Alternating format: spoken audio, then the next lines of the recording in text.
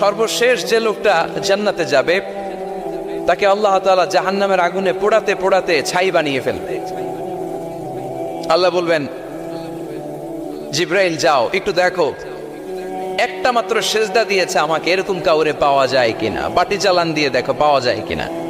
খুঁজে খুঁজে কাউরে পাবে না। আল্লাহ বললেন আবার দেখো, খুঁজে খুঁজে একজনকে পাবে। সামান্য ইমানের ছিটে ফোঁটা তার অন্তরে ছিল। আল্লাহ বলবেন, যেহেতু ছিটে ফোঁটা আছে, অনেক মায়ের খাইছে, ওকে বের করে জাহান্নাম থেকে বের করে একটা নির্ধারিত দূরত্বে রেখে দাও। রেখে দেয়া হবে, কিন্তু জাহান্নামের আগুনের লেলিহান শিখাতে তার গা ঝলসে যাবে। সে আল্লাহর ডেকে বলবে, মাবুদ তোমার কাছে আমি কিছু চাই না,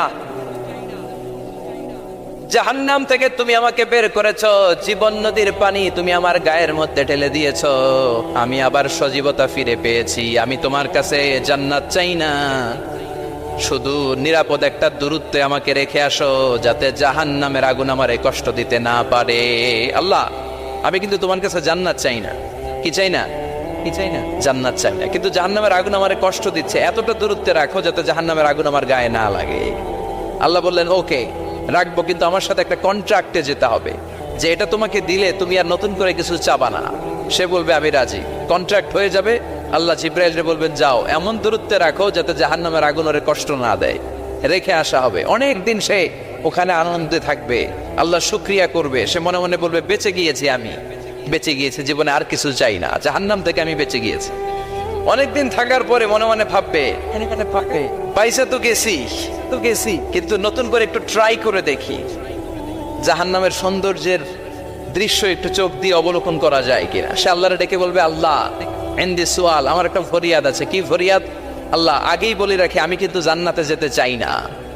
আল্লাহ বলবেন, কি চাও? সে বলবে, আল্লাহ তোমার জান্নাতটা তুমি কত সুন্দর করে বানিয়েছো, আমি একটা নজর শুধু দেখতে চাই। জান্নাতের দরজার সামনে নিয়ে যদি আমারে বসিয়ে রাখো, দ্যাটস ইনাফ, আর কিছু চাই না, আর শুধু জান্নাতের দরজার সামনে। আল্লাহ বললেন, তুই না ওয়াদা করেছিস, তুই না চুক্তি করেছিস। সে বলবে, আল্লাহ আমারে হতভাগা বানাইয়া তোমার কি লাভ? সুবহানাল্লাহ পড়ে, আমারে তুমি হতভাগা বানিও না। আল্লাহ বলে, ঠিক আছে, আবার সিগনেচার কর যে জান্নাতের দরজার সামনে বসিয়ে দিলে আর কিছু চাবি না। সে সিগনেচার করে বলে, আমি চাবো না। আল্লাহ বললেন, জিব্রাইল বেচারারে ধরে জান্নাতের গেটের সামনে বসায় দে।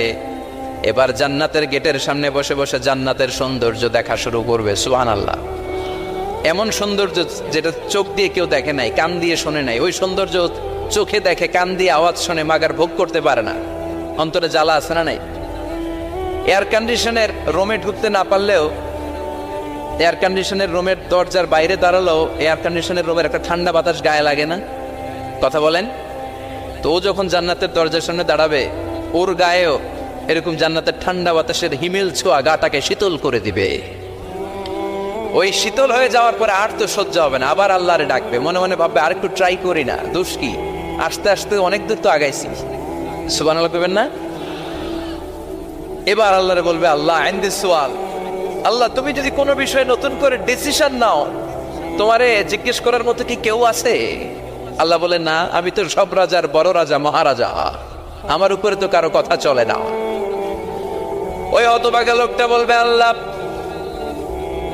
এত সুন্দর জান্নাত তুমি বানালাম, চোখ দিয়ে সৌন্দর্য দেখি, কান দিয়ে আওয়াজগুলো শুনি, হুর আর গেলমান হেঁটে বেড়ায়, এত সুন্দর জান্নাত চোখ দিয়ে দেখি, ঢুকতে পারি না, আমারে কষ্ট দিয়ে তোমার কি লাভ? ও আল্লাহ, আমারে তুমি মাফ করে দাও, জান্নাতের চিপার মধ্যে এক কর্নারে তুমি একটু আমারে জায়গা করে দাও। আল্লাহ বলবেন, ওয়াই হাক ইবনা আদম, তোর ধ্বংস হোক হে আদম জাত, মা আগতারাকা, তোর চেয়ে বড় গাদ্দার আমি আমার সৃষ্টিকুলে কাউরে দেখি নাই, কারণ তুই আমার সাথে চুক্তি করিস আর চুক্তি ভঙ্গ করিস। আল্লাহর রহমতের দরিয়ায় তখন জোশ খেলে যাবে, ওর আকুতি মিনতি চাহনি আল্লাহর রহমতের দরিয়ার মধ্যে জোশ লাগিয়ে দিবে। আল্লাহর দয়া হয়ে যাবে, মায়া হয়ে যাবে। আল্লাহ বলবেন, ঠিক আছে, জান্নাতে যা। লোকটা এবার এক দৌড়ে জান্নাতের ভিতরে ঢুকে যাবে। লোকটার দৌড় দেখে আবার লোকটারে আল্লাহ ডেকে বলবে, একটু দাঁড়া, একটু দাঁড়া, জান্নাত তো দিছি, তো দৌড় দিলি কেন? সুবহানাল্লাহ কইবেন না? লোকটি বলবে, আল্লাহ প্ল্যান তো আমি কম করি নাই, এত চেষ্টার ফলে আমি আসতে পারছি, আবার যদি তুমি বাইর করে দাও, এই জন্য এক দৌড়ে এমন চিপার মধ্যে লুকাবো যাতে তুমি আমার না দেখো। আবার আল্লাহর রহমতের দরিয়ায় জোশ খেলে যাবে, আল্লাহ কাছে ডাকবে, কাছে আয়, ও গোলাম তোর কি মনে চায় আমারে বল, আজকে তুই চাইতে থাক, আমি দিতে দিতে তোর মনের সব আশা পূরণ করে দেব। লোকটা খুশি হয়ে বলবে, আল্লাহ আমারে এটা দাও, বাড়ি দাও, গাড়ি দাও, নারী দাও, এটা দাও, ওটা দাও, একের পর এক চাইতে থাকবে, আল্লাহ সব তারে দিতে থাকবে। চাইতে চাইতে লোকটার সব চাওয়া যখন শেষ, সে বলবে আল্লাহ আর আমার চাওয়ার কিছু নাই। আল্লাহ বলেন, নো, এত তাড়াতাড়ি যে তুমি খেলা শেষ করতে পারবা না মানুষ, আমার সাথে তোমার এই খেলা আরো লম্বা সময় চলতে হবে, তোমার অনেক কিছু চাইতে হবে। তুই আজকে চাইতে চাইতে তোর সব চাও আমার কাছে বলবি, আর আমি দিতে দিতে তোর জীবন ধন্য করে দেব। সে আবার চাইতে শুরু করবে, আল্লাহ এটা দাও, ওটা দাও, ওটা দাও, আল্লাহ দিতে দিতে সব দিবে। এরপরে বলবে আল্লাহ মাফও চাই, দোয়াও চাই, আর চাওয়ার কিছু নাই। আল্লাহ বলবেন তাই ঠিক আছে, তোরে আমি জান্নাতে ঢুকাই দিলাম, তবে মনে রাখিস তোর জান্নাতটা হবে সবচেয়ে ছোট জান্নাত, আর তোর জান্নাতটা হবে এই পৃথিবীর 10 গুণ। চিল্লা এখন সুবহানাল্লাহ। বুখারীর বর্ণনা, আখিরু মান দাখালাল জান্নাত, যে লোকটা সর্বশেষ অনেক মাইর খাইয়া রিমান্ডে থাকার পরে জান্নাতে ঢুকবে, তার জান্নাতটা যদি পৃথিবীর 10 গুণ হয়, তাহলে আমাদের সবাইরে ফেরদাউসে ঢুকাতে আল্লাহর কোনো সমস্যা আছে? চিল্লায় বলেন সমস্যা আছে? এজন্য আমরা আল্লাহর কাছে কোন জান্নাত চাই? কথা বলেন।